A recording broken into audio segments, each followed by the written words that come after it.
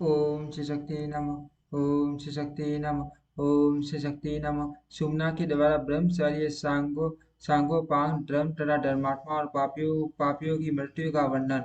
सोम शर्मा ने कहा, भामिनी, ब्रह्मचर्य के लक्षण का विस्तार पूर्वक वर्णन करो। सुमना बोली, नाट सदा सत्य भाषण में जिसका अनुराग है, जो पुण्यात्मा होकर चारुता का आश्रय लेता है, ऋतुकाल प्राप्त होने पर अपनी स्त्री के साथ समागम करता है, स्वयं दोषों से दूर रहता है और अपने कुल के सदाचार का कभी त्याग नहीं करता, वही सच्चा ब्रह्मचारी है। दिव्यश्रेष्ठ, ये मैंने गृहस्थ के ब्रह्मचर्य का वर्णन किया है। यह ब्रह्मचर्य गृहस्थ पुरुषों को सदा सदा मुक्ति प्रदान करने वाला है। अब मैं यतियों सन्यासियों के ब्रह्मचर्य का वर्णन करूंगा। आप ध्यान देकर सुनिए। यति को चाहिए कि वह इंद्रिय संयम और सत्य से युक्त हो, पाप से सदा डरता रहे तथा स्त्री के संग का परित्याग करके ध्यान और ज्ञान में निरंतर संलग्न रहे। ये सही यतियों का ब्रह्मचर्य बतलाया गया है। अब आपके समक्ष वानप्रस्थ के ब्रह्मचर्य का वर्णन करते हुए सुनिए। वानप्रस्थ को सदाचार का रहना, सदाचार से रहना और काम क्रोध का परित्याग करना चाहिए। वह उनस्वर्ती से जीविका चलाए और प्राणियों के उपकार में संलग्न रहे। ये वानप्रस्थ का ब्रह्मचर्य बताया गया है। अब सत्य का वर्णन करते हुए, जिसकी बुद्धि प्राय धन और प्राय स्त्रियों को देखकर लोलू वो प्रताप बस उनके प्रति आसक्त नहीं होते, वही पुरुष सत्यनिष्ठ कहा गया है। अब दान का वर्णन करते हुए, जिससे मनुष्य जीवित रहता है, भूख से पीड़ित मनुष्य को भोजन के लिए अन्न अवश्य देना चाहिए। उसको उसको देने से मान पुण्य होता है तथा दाता दाता मनुष्य सदा अमृत का उपभोग करता है। अपने वैभव के अनुसार प्रतिदिन कुछ न कुछ दान करना चाहिए। सहानुभूतिपूर्ण वसन, तन, छाया, घर की शीतल छाया, पृथ्वी, जल, अन्न, मीठी बोली, आसन, वस्त्र या निवास स्थान और पैर धोने के लिए जल, ये सब वस्तुएं जो प्रतिदिन अतिथि को निष्कपट भाव से अर्पण करता है, वह इहलोक और परलोक में भी आनंद का अनुभव करता है। जो दान और स्वाध्याय आदि शुभ कर्मों के द्वारा अपने प्रत्येक दिन को सफल बनाता है, वही इस जगत में मनुष्य होकर भी देवता ही हैं। इसमें तनिक भी संदेह की बात नहीं है। अब मैं सांगोपांग धर्म के साधन पूर्ण उत्तम नियमों का वर्णन करते हुए, जो देवताओं और ब्राह्मणों की पूजा में संलग्न रहता, नित्य निरंतर शौच संतोष आदि नियमों का पालन करता है तथा दान व्रत और सब प्रकार के परोपकारी कार्यों में योग देता है, उसके इस कार्यों को नियम कहा गया है। दिव्यश्रेष्ठ, अब मैं क्षमा का स्वरूप बतलाती हूँ, सुनिए।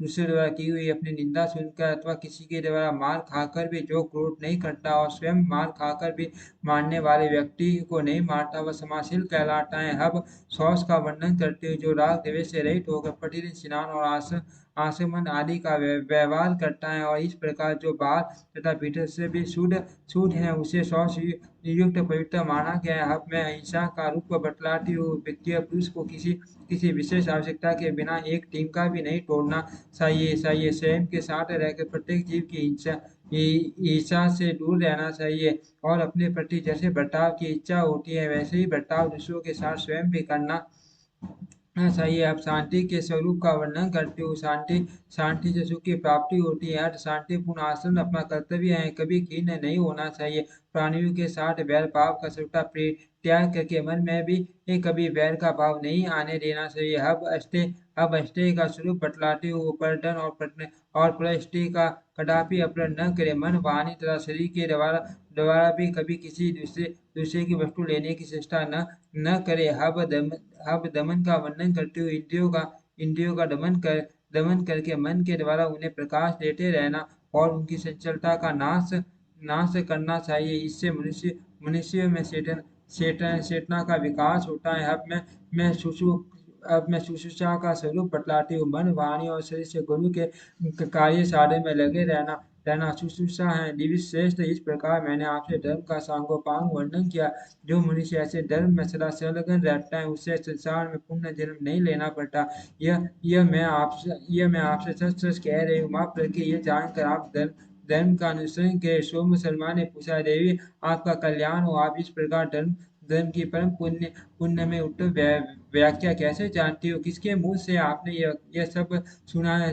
सुमना बोली, माँ मते, मेरे पिता का जन्म भार्गव वंश में हुआ है। वे संपूर्ण शास्त्रों के ज्ञान में निपुण है। उनका नाम नाम है महर्षि संयवन। मैं उन्हीं की कन्या हूँ। वे मुझे प्राणों प्राणों से भी अधिक प्रिय मानते मानते थे। जिस जिस तीर्थ मुनि समाज अथवा देवालय में वे जाते थे, वे जाते, मैं भी उनके साथ वहां जाया करते थे। मेरे पिताजी के एक मित्र हैं जिनका नाम नाम वेद शर्मा, कौशिक कौशिक वंश में उनका जन्म हुआ है। एक दिन वे घूमते घामते पिताजी के पास आए। उस समय वे बहुत दुखी थे और बारंबार चिंता चिंता मगन हो जाते थे। तब उनसे मेरे पिता ने कहा, सुब्रत, मालूम होता है आप किसी दुख से संतप्त हैं। आपको दुख कैसे प्राप्त हुआ है, मुझे इसका कारण बतलाइए। ये सुनकर वेद शर्मा ने कहा, मेरी स्त्री बड़ी साध्वी और पतिव्रता है, किंतु अब तक उसे कोई पुत्र नहीं हुआ। मेरा वंश चलाने वाला कोई नहीं है। यही मेरे दुख का कारण है। आपने पूछा था इसीलिए बताएं। इसी बीच में कोई सिद्ध पुरुष मेरे पिता के आश्रम पर आए। पिताजी और वीर शर्मा दोनों ने खड़े होकर भक्तिपूर्वक सिद्ध सिद्ध सिद्ध का पूजन किया। भोजन आदि उपचारों और मीठे वचनों से उनका स्वागत किया। फिर अपने पहले जिस प्रकार प्रश्न किया था उसी प्रकार उन दोनों ने भी सीधी से अपने मन की बात पूछी। तब धर्मात्मा सिद्ध ने मेरे पिता और उनके उनके मित्र से इस प्रकार का धर्म के अनुष्ठान से ही स्त्री पुत्र और धन धान्य की प्राप्ति होती है। उनके उपदेश से वीर सलमान ने धर्म का अनुष्ठान पूरा किया। उसे धर्म से उन्हें मान सुख और सुयोग्य पुत्र की प्राप्ति हुई। उन शील महात्मा के सत्संग से इन धर्म के विषय में मेरी बुद्धि का ऐसा निश्चय हुआ। सोम शर्मा ने पूछा, प्रिय, धर्म से कैसी कैसी मृत्यु और कैसा जन्म होता है? शास्त्र के अनुसार उस मृत्यु और जन्म का लक्षण जैसा निश्चित किया गया हो वह सब मुझे बताओ। सुमना बोली, प्राणनाथ, जिसने सत्य, शौच, क्षमा, शांति, तीर्थ और पुण्य पुण्य आदि के द्वारा धर्म का पालन किया है, उसकी मृत्यु का लक्षण बतलाती हूँ। धर्मात्मा पुरुषों को मृत्यु के समय कोई रोग नहीं होता। उसके शरीर में कोई पीड़ा नहीं होती। श्रम, ग्लानि, स्वेद और भ्रांति आदि उपद्रव भी नहीं होते। गीत ज्ञान विचारक दिव्य रूपधारी गंधर्व और वेद पाठी ब्राह्मण उसके पास आकर मनोर स्तुति किया करते हैं। वह समस्त रहकर सुखदायक आसन पर विराजमान होता है अथवा देव पूजा में बैठा होता है, ऐसा भी हुआ करता है।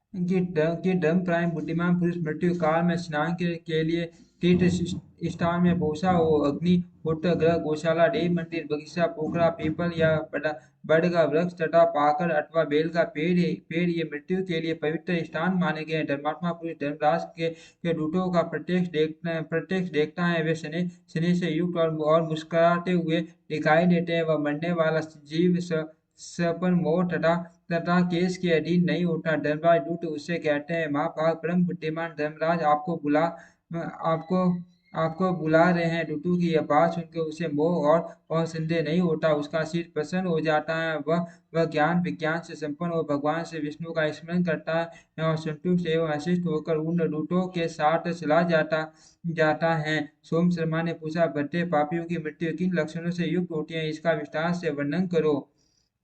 करो। सुमना बोली, प्राणनाथ, सुनिए, मैं माँ पाठक की मनुष्यों की मृत्यु के स्थान और श्रेष्ठता का वर्णन करती हूँ। दुष्टात्मा पुरुष विष्ठा और मूत्र आदि अपवित्र वस्तुओं से युक्त और पापियों से भरे हुए ये भूभाग में रहकर बड़े दुख से प्राण त्याग करता है। सांडाल के स्थान पर जाकर दुख पूर्वक मरता है। गड्ढों से घिरी हुई भूमि में वेश्या के भवन में तथा समार के घर में जाकर वह मृत्यु को प्राप्त होता है। हड्डी चमड़े और नखों से भरी हुई पृथ्वी पर पहुंचकर दुष्टात्मा पुरुष की मृत्यु होती है। अब मैं उसे ले जाने की इच्छा से आए हुए यमदूतों की श्रेष्ठता का वर्णन करते हुए अत्यंत भयानक, घोर और दारुण रूप धारण किए आते हैं। उनके शरीर अत्यंत काले, पेट लंबे लंबे और आंखें कुछ कुछ पीली होती हैं। कोई पीले, कोई नीले और कोई अत्यंत सफेद होते हैं। पापी मनुष्य उन्हें देख कर कांप उठता है। उसके शरीर से बारंबार पसीना छूटने लगता है।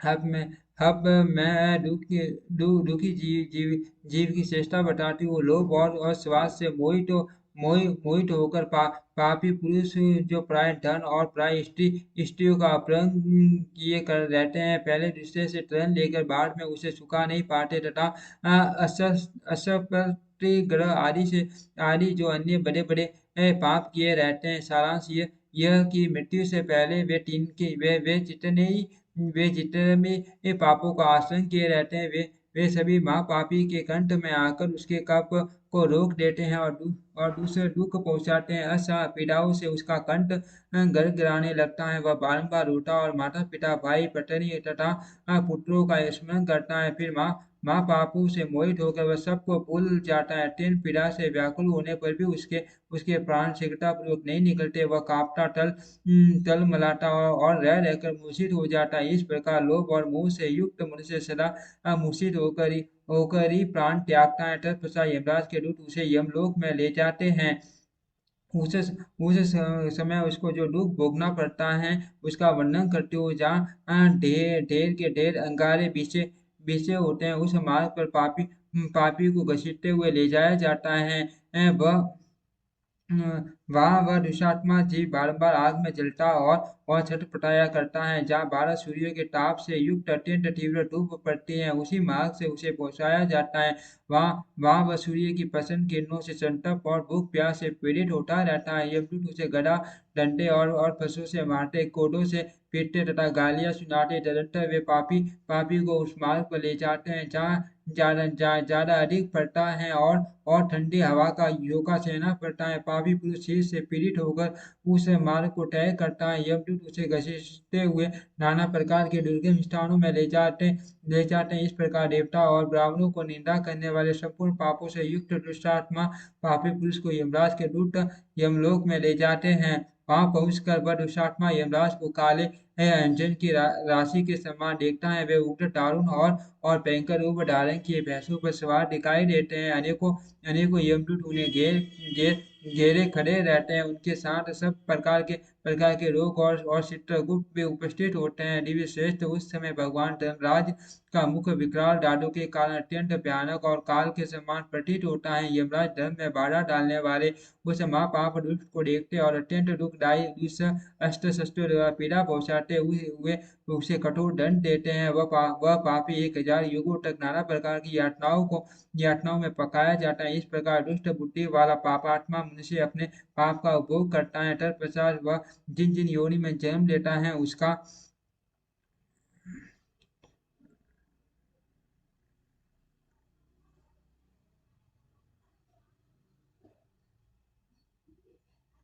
उसका भी वर्णन करते हो। कुछ काल तक कुत्ते की योनि में रहकर दुष्टात्मा अपना पाप भोगता है। उसके बाद व्याग और फिर गधा होता है। तदंतर बिलाव सुअर और सांपों की योनि में जन्म लेता है। इस तरह अनेक पेड़ों वाले संपूर्ण पाप योनि में उसे बारंबार जन्म लेना पड़ता है। इस प्रकार मैंने आपसे पापियों के जन्म का सारा वृतांत भी बतला दिया। ओम श्री शक्ति नमः। ओम श्री शक्ति नमः। ओम श्री शक्ति नमः।